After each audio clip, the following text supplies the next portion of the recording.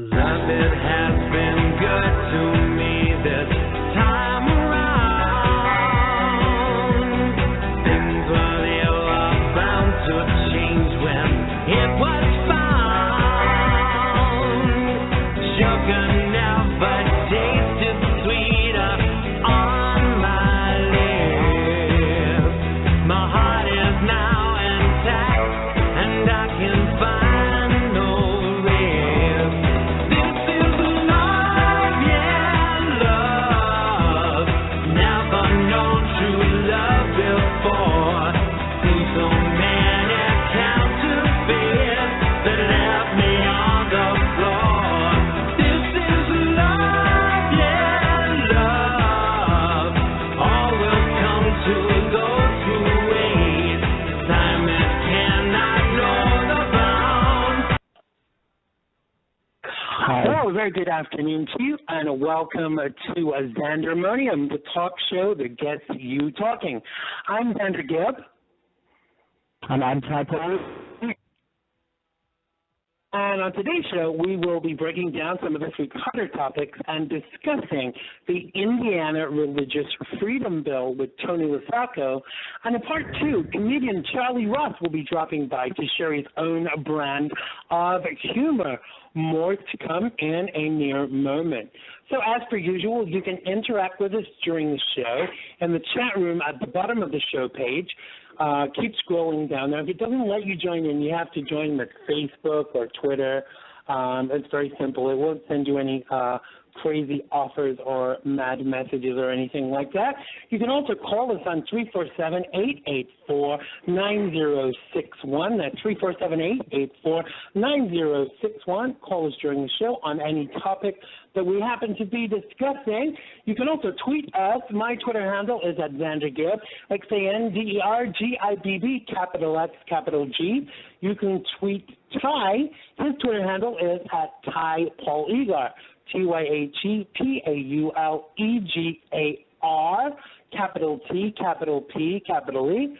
And Tony's Twitter handle is at FullStory2014, FULLSTORY 2014.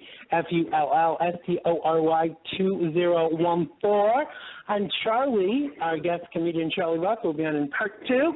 You can tweet him at CharlieRoss99. That's CharlieRoss, capital C, capital R. Don't forget you can tweet me or Tyhe if you are too shy, and we will be sure to share your point for you. So how's it going with you, Tyhe, and what's your week been like today? It's been going amazing. How much coffee have you had? God, man, that was amazing.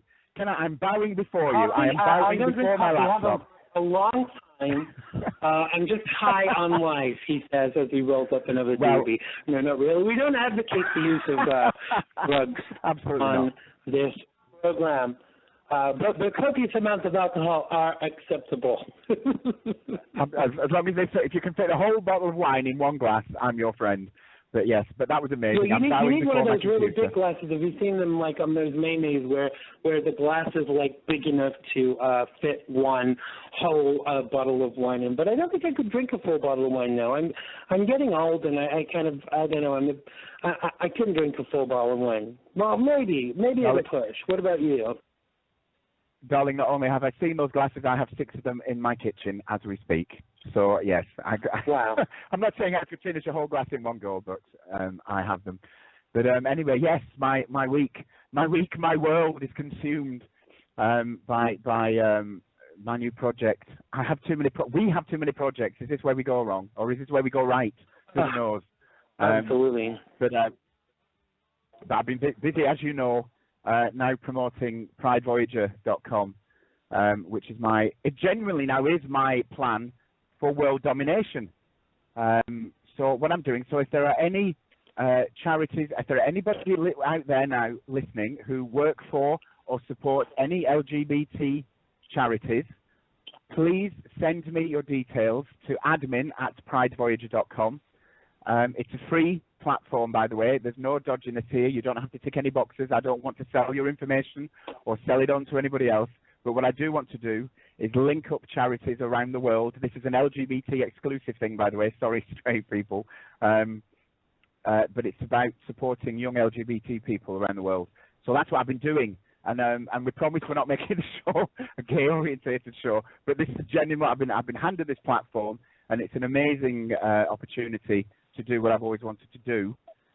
Which for me is really, I mean, it's a social media platform, but unlike certain other social media platforms who make judgments about us, who don't let us put photographs up, who insist that drag queens have to prove who they are and sell our information onto anybody who can afford to buy it.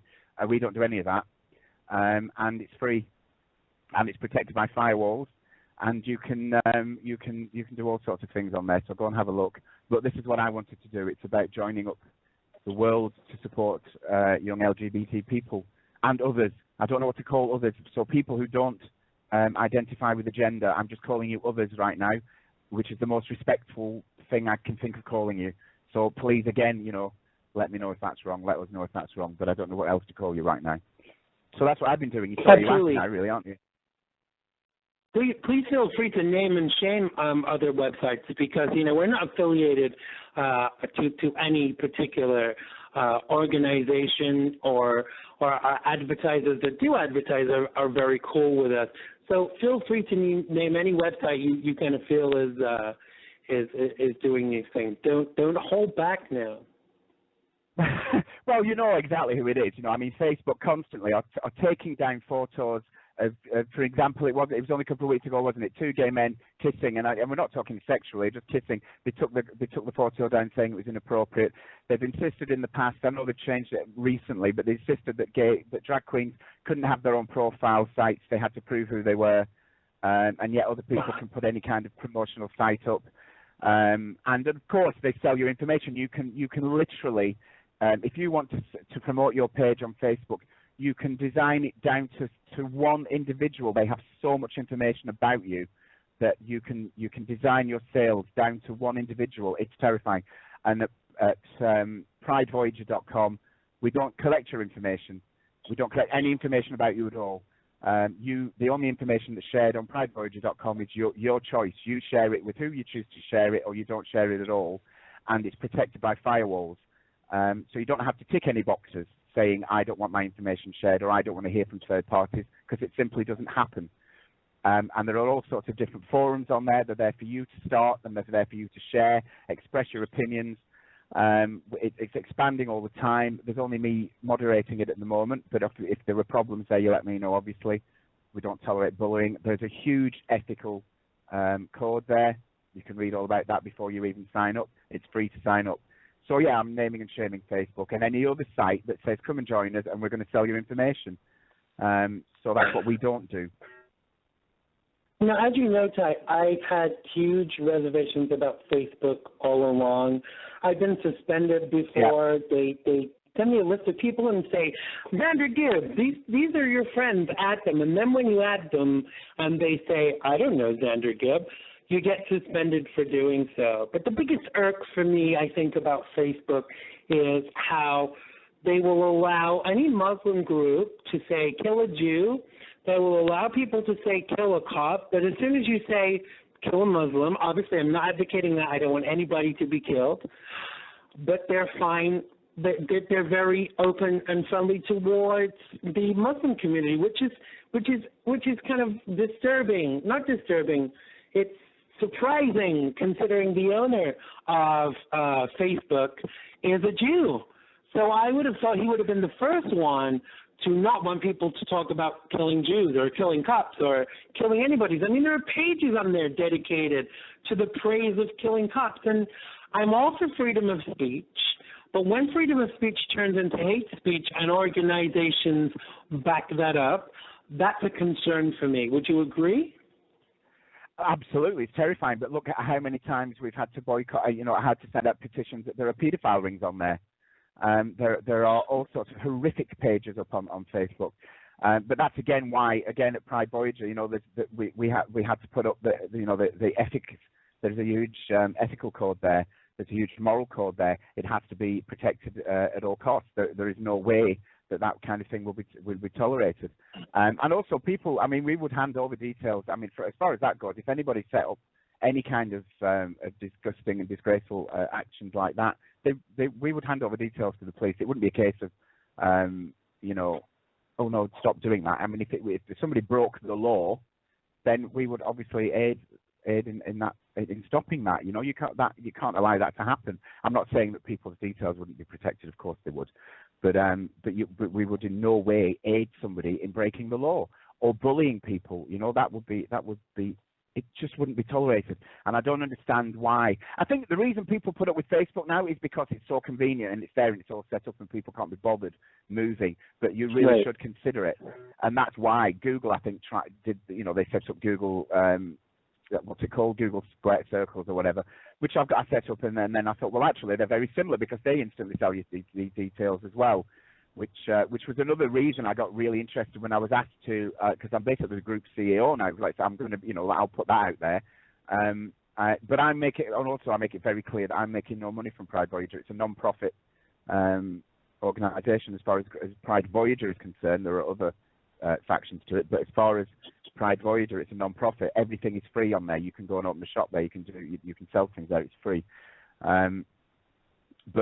But this is why I'm encouraged. This is why I'm so enthusiastic about it. Is this case that people need to be bothered to move, because we complain and we complain and we don't do anything about it. But I think that's it. It's just that Facebook has become so convenient, and everybody's friends are set up, and we're all linked up, and all our info's there, and we just open the page, and it's on our phone and it's on our computer, it's on our tablets. And we just open up and there we go, click, click, click, and we're all talking, and we can't be bothered moving. And yet all we have to do is move, and it's really simple to move that information, and you're safe. But again, Pride Voyager is LGBT exclusive.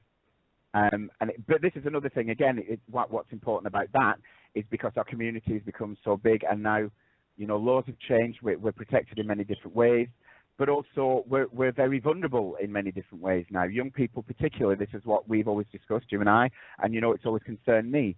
And so I just thought that this is a beautiful way of bringing the world together, the LGBT, I know I sound like Michael Jackson now, but I don't care, but putting that support out there so young...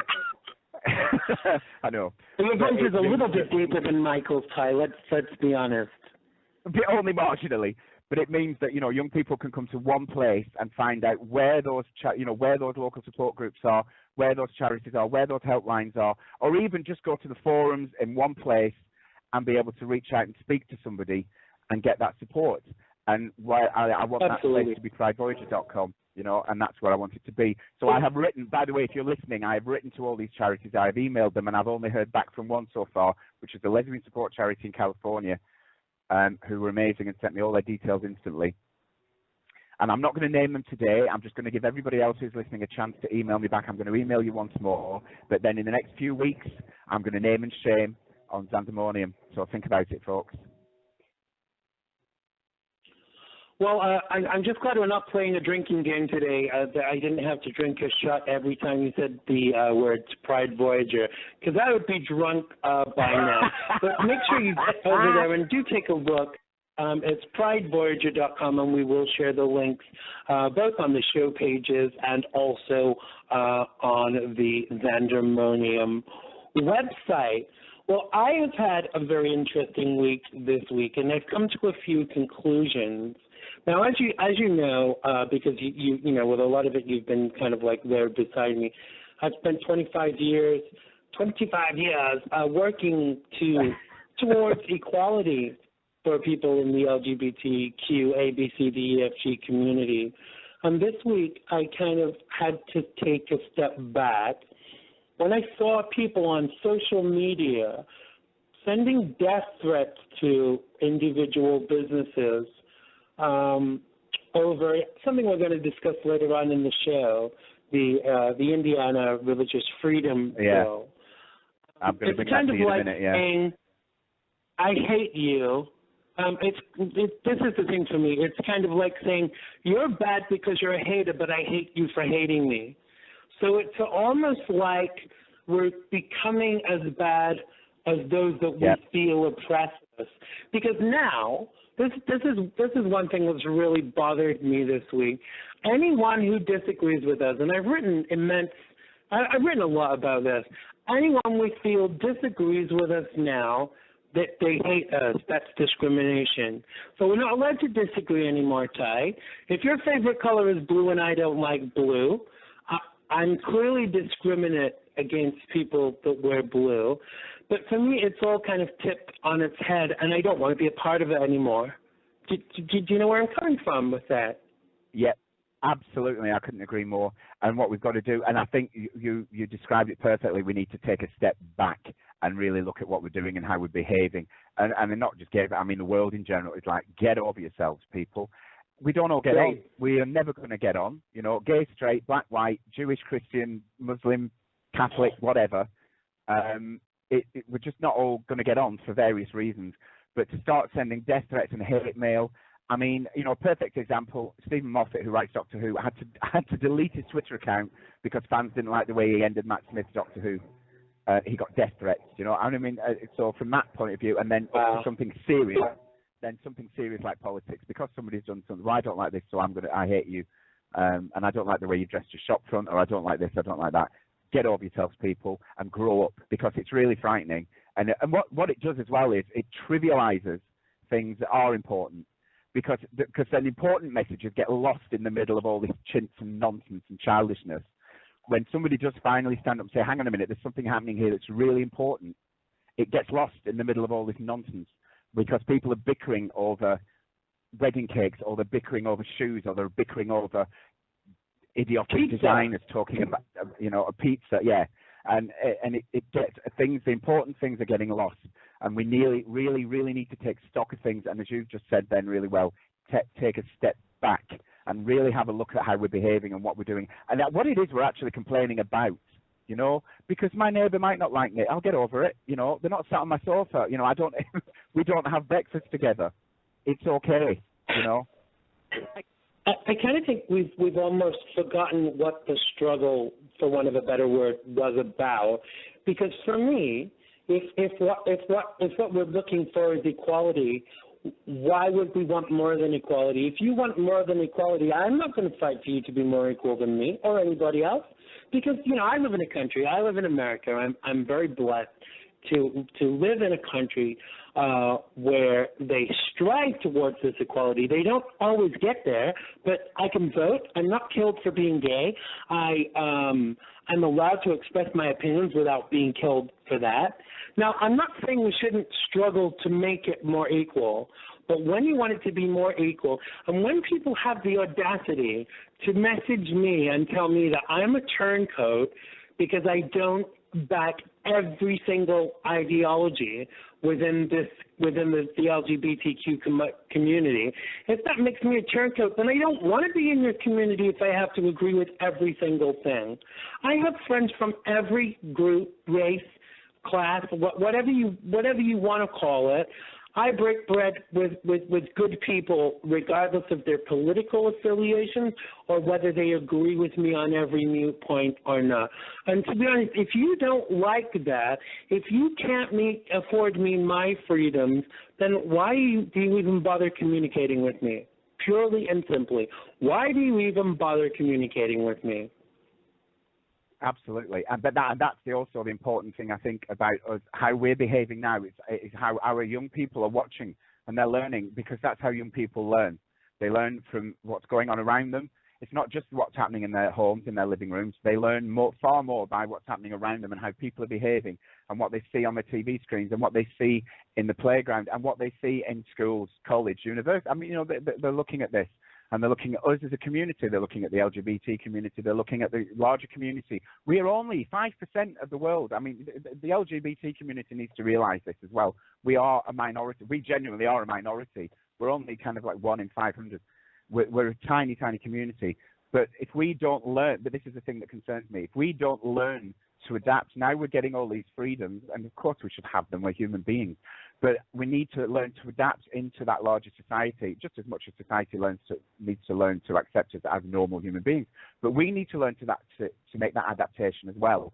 And if we don't, and it's going to backfire and it's going to turn on its head. But if we start turning on each other and demanding more rights, you're quite right. Why? I don't want more rights than anybody else. I just want the same rights. I want to be able to sit on the same side as the bus. I want to sit at the same side of the restaurant. I don't want to be able to sit closer to the front of the bus than everybody else because I'm more special. That's absurd. And we need to stop that attitude. And of course, I get that attitude from my brethren, whatever we want to call them, brothers and sisters. People look at me in the gay community and think, well, what's your problem? Well, actually, I don't have a problem. What's your problem? And it's getting out of hand, and it is some kind of expectation that the glory, that we have a holy grail somewhere, Absolutely, which is a perfect lead-in to what we're going to talk about today. And also, if you want to phone us, don't forget the number is 347-884-9061. That's 347-884-9061. You don't have to agree with what we're saying. All opinions are welcome on this show. We don't have to agree, but this is a platform of respect. So feel free to call us on 347-884-9061. You're listening to Xandermonium. I'm Xander Gibb. And I'm Tyhe, Egar. And I'm bringing you in now to that, actually, because this is all based, this is my research. This all started with the lovely Bill Clinton, who signed the Religious Freedoms Act in 1993. And I've got a bit more research here, but what we're going to do, I know you have a guest who's no stranger to the show, but we've never spoken before. So I'm going to introduce the lovely Anthony Losacco. So, welcome into the show. He's actually not here quite now, so feel free to do your intro, and then we'll bring him on. Then. So just waiting for him to call in. That's okay. So, while we're waiting for Tony, then I'll give you this. So, as I said, it's based on Bill Clinton in 1993 originally signed this act, which kind of caused no controversy anywhere. Nobody blinked, and it was all okay, and everybody said, yeah, that's fine. But one of the key provisions of the Federal Defence of Marriage Act in 2013 set out the ruling that voided the ban on same-sex marriage. Okay, so in 2013, this is when everything started to change for us, and everyone said, yeah, okay, gay people can get married, whatever. But as I've said, I think, and what we've been talking about just then was the fact that I think there's something much more insidious going on here. Gay people, of course, we fight about equal rights, and they're saying that this means that people have the right to deny us access to services, or they can refuse us services because of religious freedoms. But I think there's something a lot more insidious going on. Because why in Indiana do they want religious freedom? Has somebody been wandering around saying you do not have the right to worship your God? This is what concerns me, because it also gives them the right to say, I'm a Christian, I'm a Catholic, you're a Jew, I don't want to serve you. Right. This is my opinion. But anyway, Tony's here now. So, without further ado, sorry about that, Tony. Welcome. Thank you. Thanks for having me on. Hi, and hello, I'm Tyhe, by the way, Tony. We've never spoken before. Sorry. I'm Tyhe Egar. Hello. No, we never have. So, I guess we're talking about the Indiana law and the religious freedom law they passed. Absolutely. So what's your initial response to this, Tony? My initial what, Xander? What's your initial response to all of this hullabaloo that's been going on recently with regards to the Indiana Religious Freedom Act? Well, I am disappointed as a Christian and appalled as a libertarian. That would be my reaction to it. I'm very disappointed as a Christian because I've heard some of the things these people are saying are very ignorant, very unbiblical, very, very bigoted and hateful. I heard one lady, as I told you, basically say that homosexuality was a special kind of sin. And I just can't believe that people still feel that way. On the other hand, I'm appalled that people don't believe others have the right to freely associate with one another as a libertarian. So I have a mixed reaction to it. But until people... Go ahead. I'm sorry. Well, what I was going to say, because I had this conversation, I had this debate with somebody the other day, and also discussed it on Voyager. But until if people, and I have no issue with, before saying there's no issue with Christianity as per se, but if people are still going to quote the Bible, then it does say the Bible clearly states that we are an abomination. So if people are still going to use the Bible as a text, then that will always raise its head in Leviticus. But what people don't bother doing is quoting the rest of Leviticus, which has some other outrageously absurd things to say, and they're always swept to one side because they're not convenient for the heterosexual community, because obviously it goes on to say things about the way heterosexuals should behave, and if they don't, they're put to death. Those things aren't mentioned, because that's the only real part of the Bible that we're mentioned in. The rest of the time we're conveniently forgotten about, and of course Jesus Christ had absolutely nothing to say about homosexuality, so it's pointless quoting him. So we need to draw a line there really about that, and answer that question to these people who constantly keep quoting that bit of Leviticus at us, because I haven't heard anybody yet stand up and attack Leviticus really. Right. And I completely agree with you on that part. I think we stand completely the same as far as the religious context goes. I mean, there are people, it's kind of like I've heard pastors warp the scripture where it says the husband should be the head of the household. And I've gone into churches where I've heard pastors preach that and have a husband's the head, and they ignore the verse right afterwards that says husbands respect and love your wife.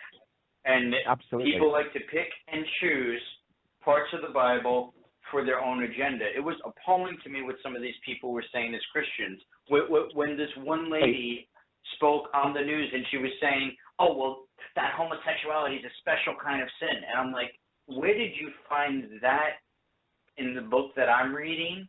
You know, even if you do believe it's a sin and you want to take that. However, I will defend to the death of me the right of free association and the right for people to discriminate in their association and in their private, keyword being private, meaning not government-run business, to deny other services.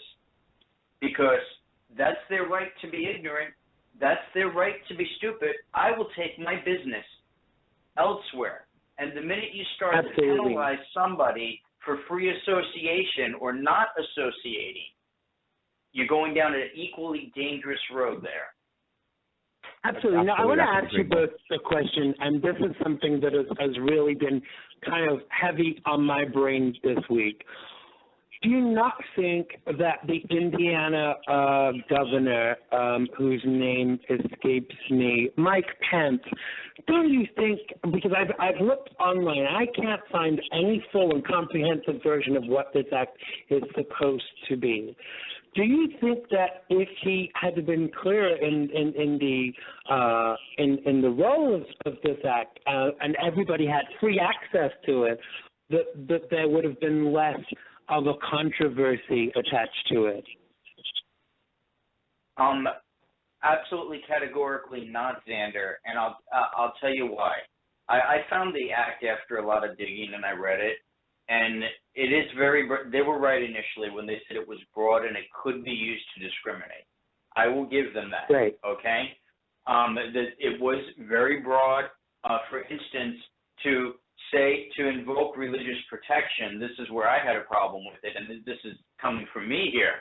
To invoke religious protection, you didn't have to prove that you were associated with a denomination or went to church or anything like that. You could just say it's my religion. Right.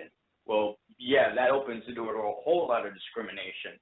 However, I have seen a very, very troubling trend, and I will call them the LGBT Nazis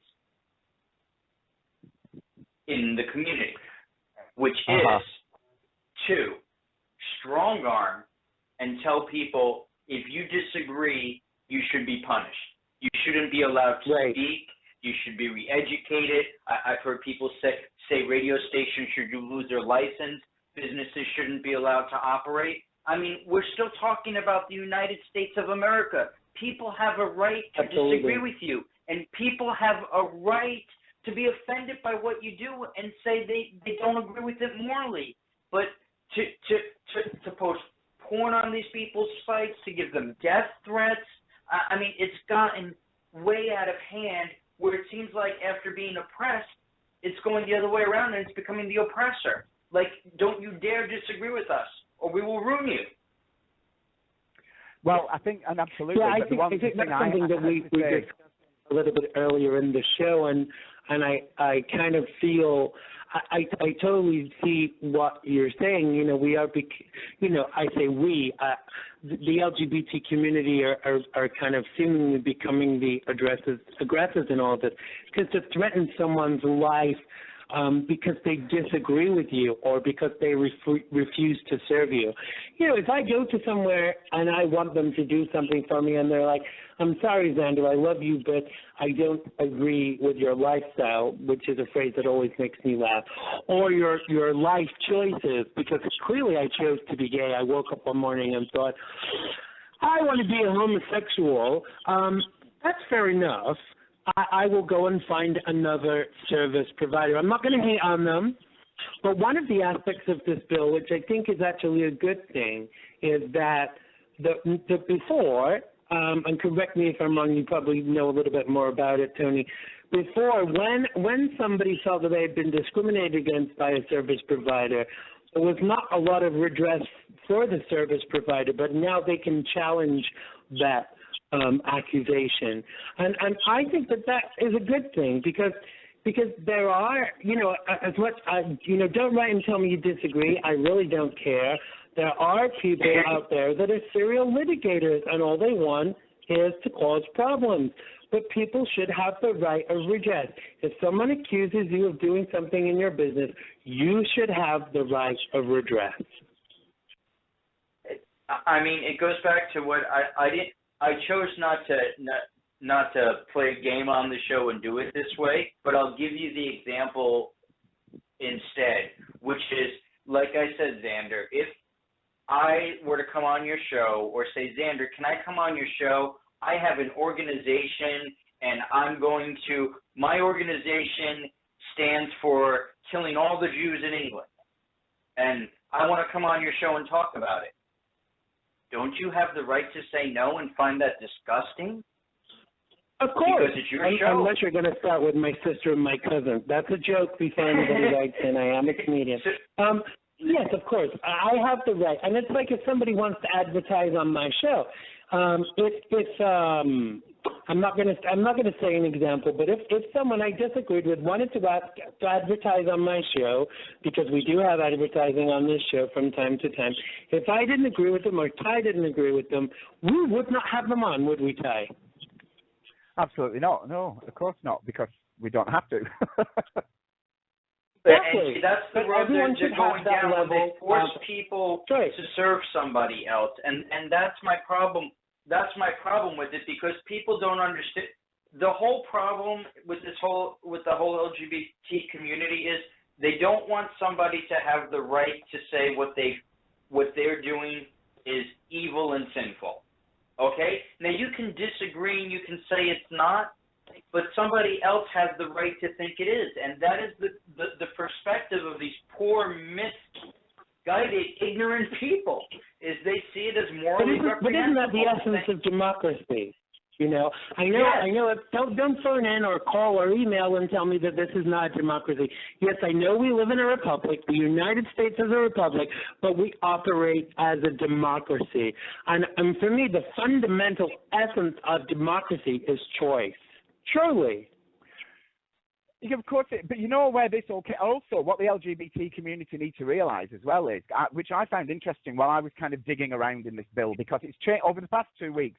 There have been more amendments made to this bill than shares changed their wigs. It's ridiculous. But it actually stems from, and I think, by the way, if you're listening, this is a ridiculous name for a store, Sorted Out. It came from the Hobby Lobby craft store.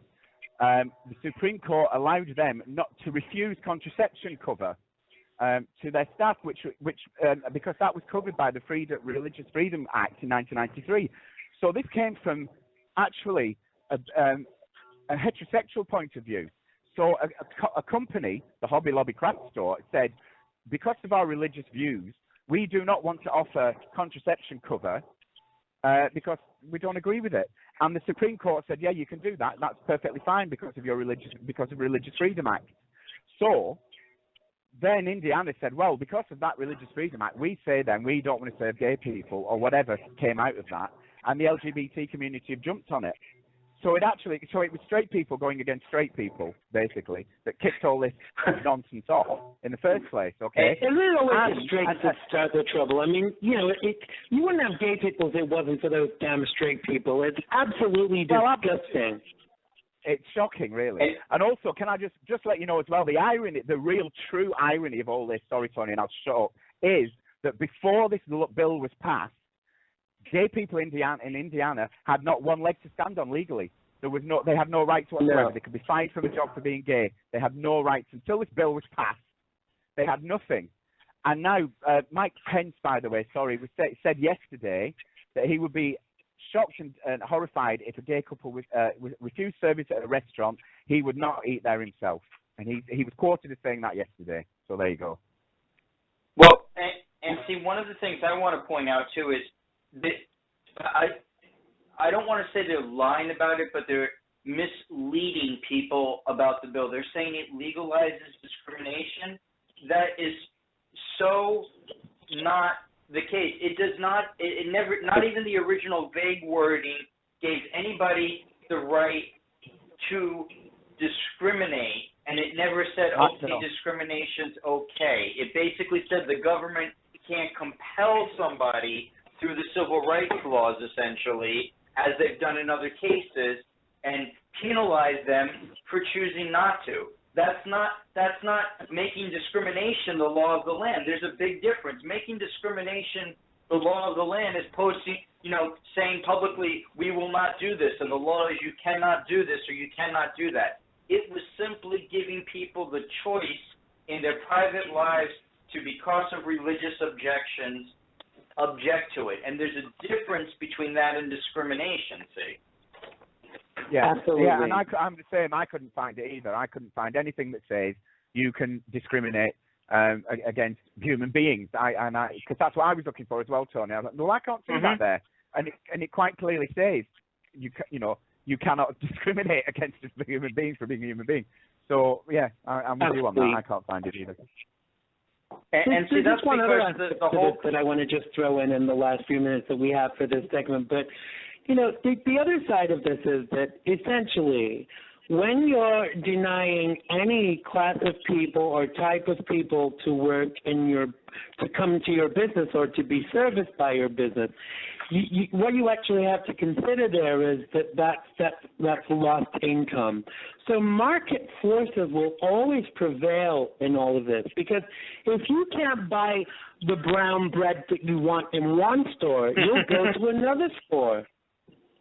Of course. Yeah. Exactly. Now, go ahead. Sorry, Tony. I was just going to say then, of course, the thing is as well, like Mike Pence has said there, you will also get a lot of people who don't want to eat or drink in a place that discriminates against you because of your sexual orientation or your religion or whatever. Two things I want to point out is, one, discrimination in this sense is different. Up until this point in time, okay, when you're discriminating against somebody because of their color or their national background, that's an obvious thing. You see it, or their gender. You know whether somebody's male or female. You know whether somebody's disabled. You know whether somebody's black or white.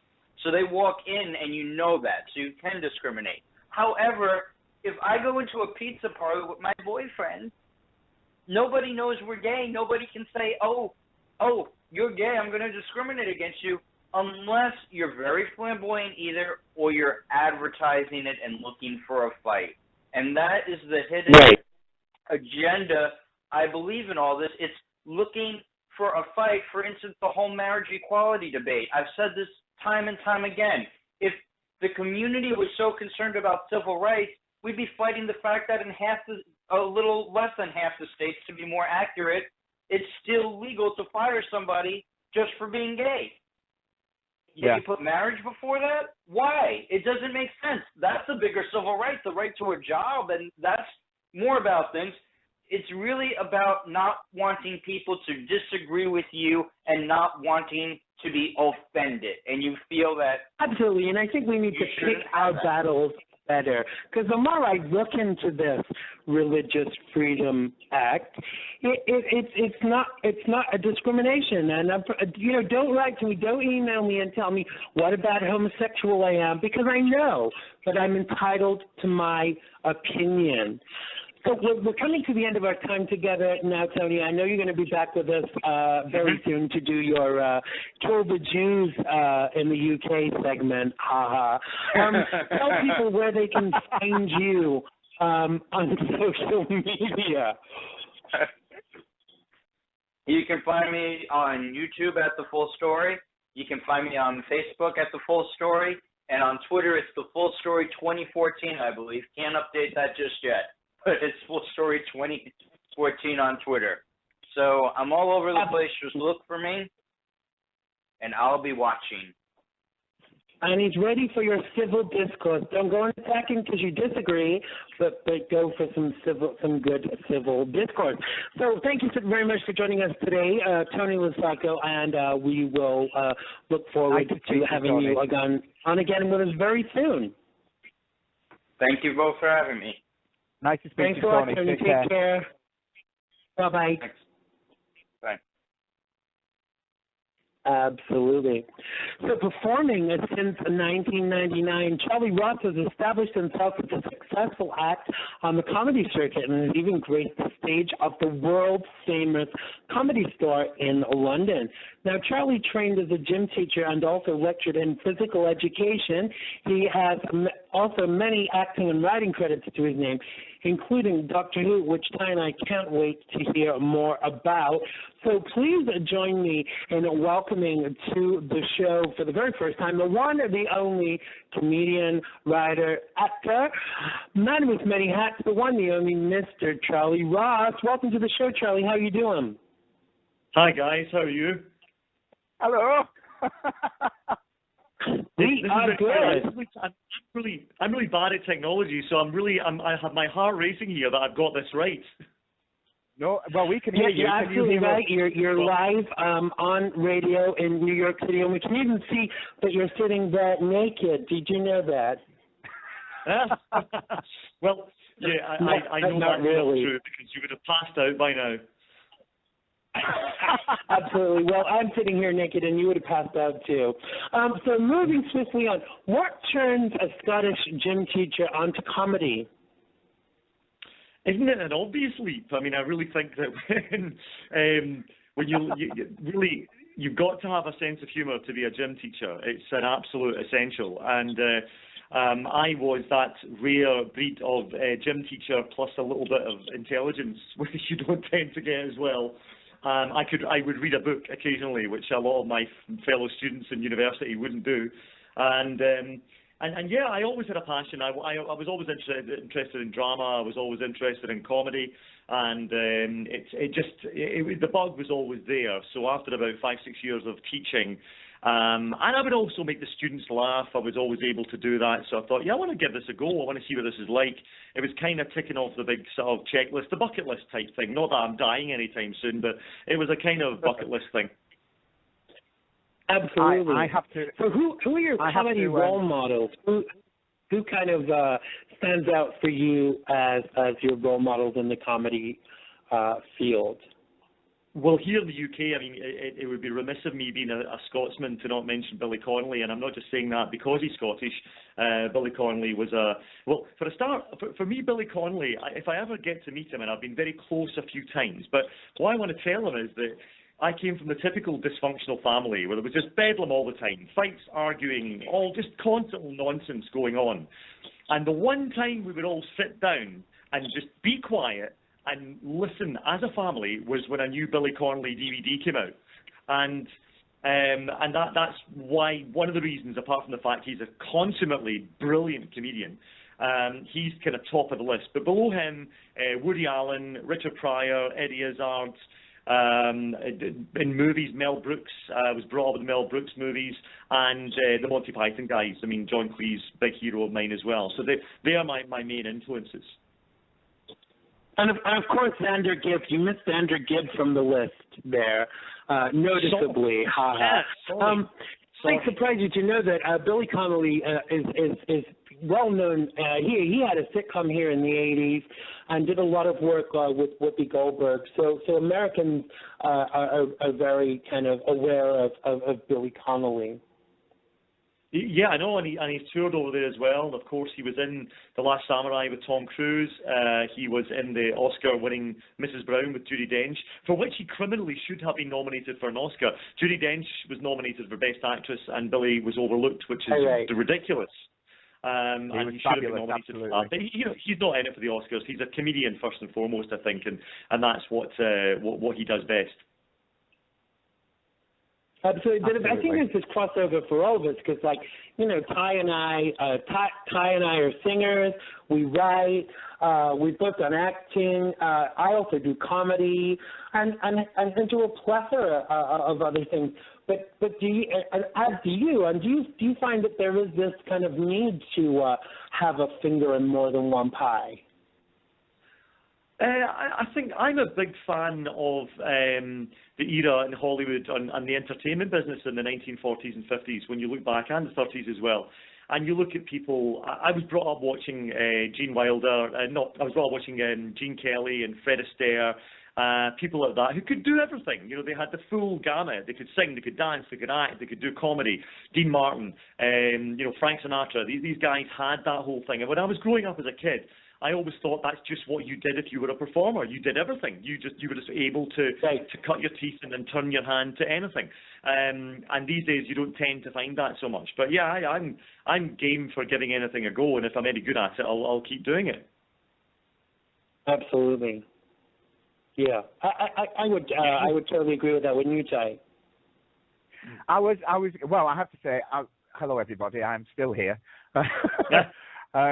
I was going to say, right, I've known Charlie for quite a few years, and I'm not quite sure how many, but it's been quite a lot. And I've been Charlie's tech engineer a couple of times, and Charlie is also the writer of one of my favourite jokes ever.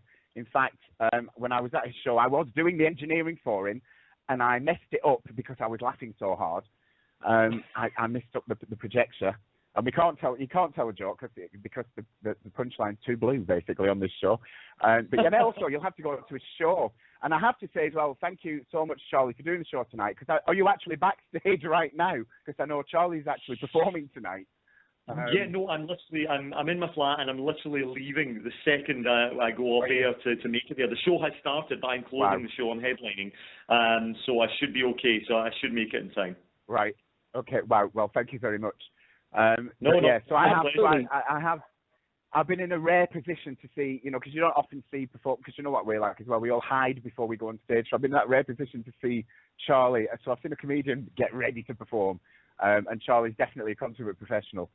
And as far as the acting go as well, because I was going to ask as well, is the movie about to come out? Are you? Because you're in the middle. I know you have a short movie already out there. That there's a couple of short movies out there. In. There's actually one with an LGBT theme. There's a film called Early One Summer, which is a nice little short film I did in 2006. And it's funny. It's on a collection, which is just hilarious. It's called, I hope I get this right. It's called Straight Men and the Boys Who Turn Them Gay. Okay. but no. There's more. There. Mine is on Straight Men and the Boys Who Turn Them Gay 2. Excellent. When I say boys, I mean... Well, let's rewind a little. I want you to tell us a bit about the production that you're in right now, what theater it's at, and where people can come see you. We're not finished it yet. We've released a trailer, which I will put on my Twitter account tonight for anyone that wants to watch it. And it's a science fiction thing, and we've done enough to put a trailer together and get it out there. And it's a kind of pilot for a little sci-fi thing. It's about a time traveler who uses his time-traveling abilities to go into the future and put bets on and find out the results of major sporting events and come back and put bets on. Okay. So yeah, it's quite an interesting little thing and quite a nice little piece. And it also features an actress called Louise Jameson, who was a regular in the sci-fi series Doctor Who in the 70s. Yeah. So Louise is in it, and a fabulous young talent called Ben Berman, he's in it as well, playing a footballer who I'm trying to, a soccer player, sorry, whose life I'm trying to save because Louise is trying to kill him because I've got a bet on him scoring in a match in the future.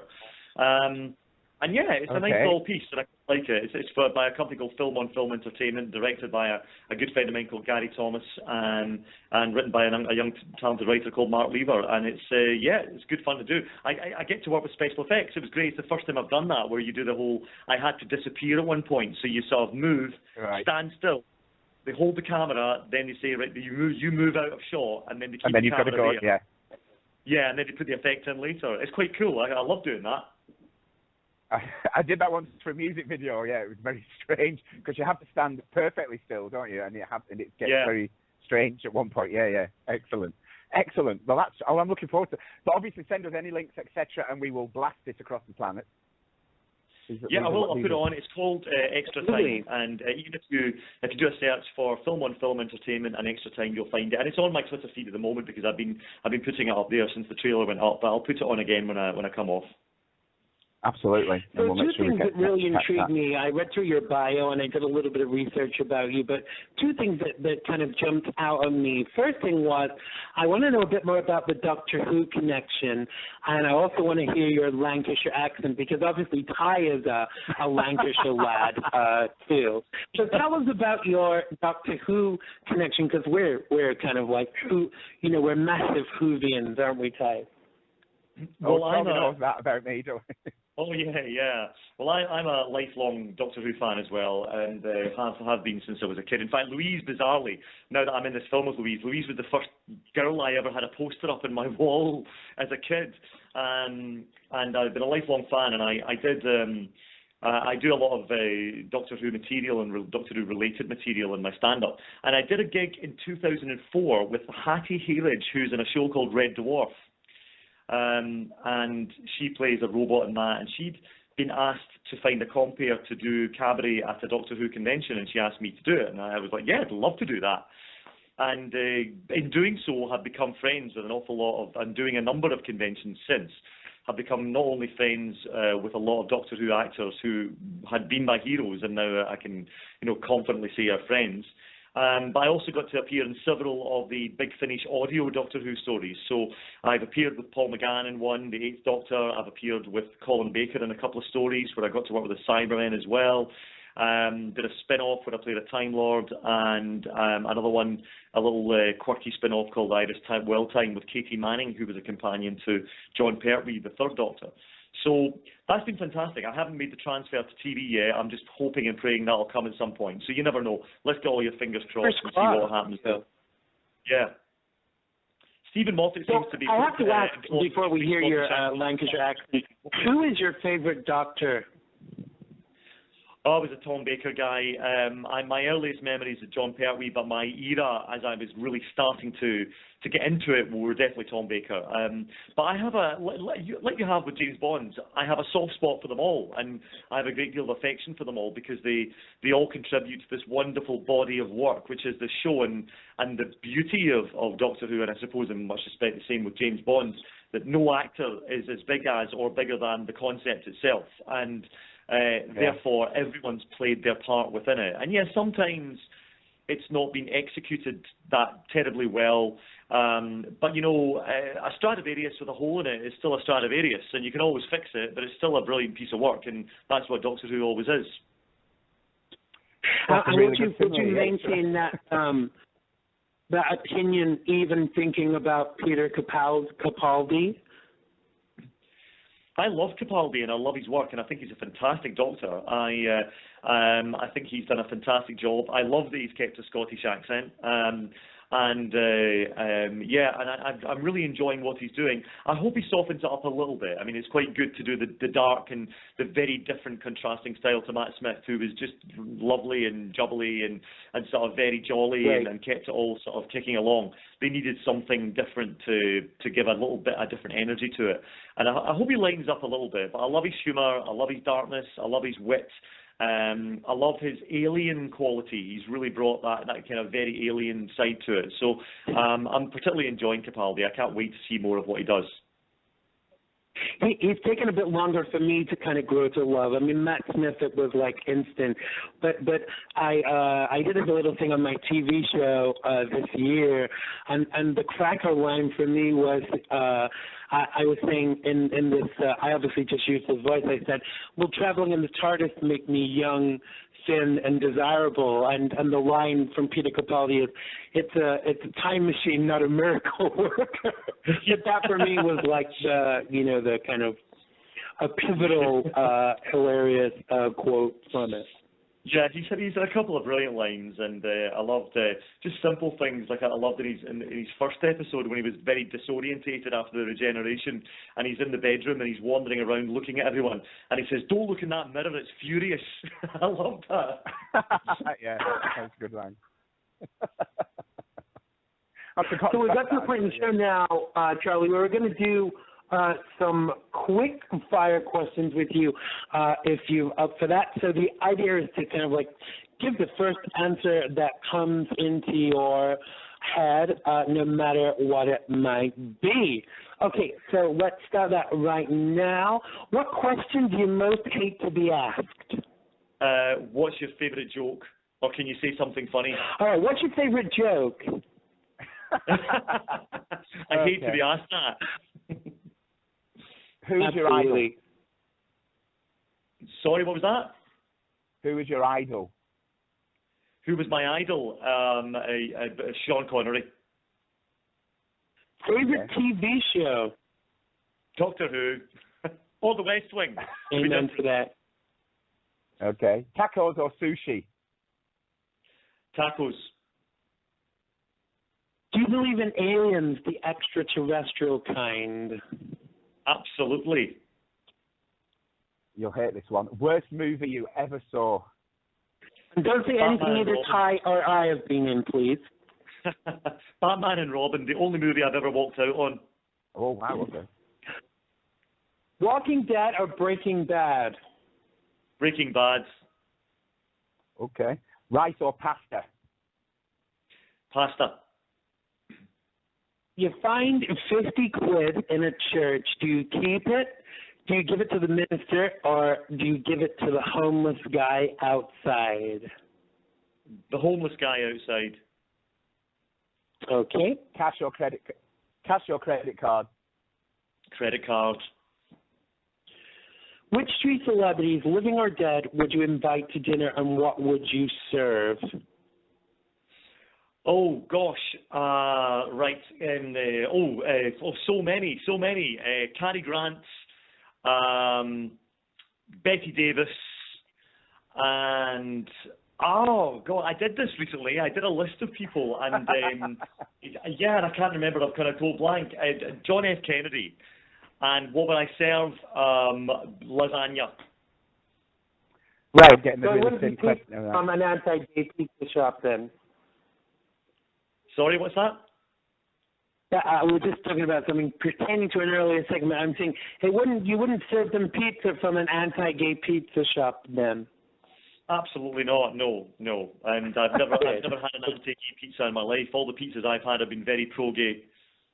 Absolutely, me too. I'm that was getting terrible. that joke. I'm really sorry. I do apologise about that. It's absolutely right. The Cosby's or the Fresh Prince, honestly. What was that? Where am I now? I'm getting all the shallow questions here, Archie. Can I just point that out? The Cosby's or the Fresh Prince of Bel-Air? Who cares? I was never into either, really, but I suppose Fresh Prince if I had to. Yeah, we're avoiding the Cosby's. Oprah or Dr. Phil?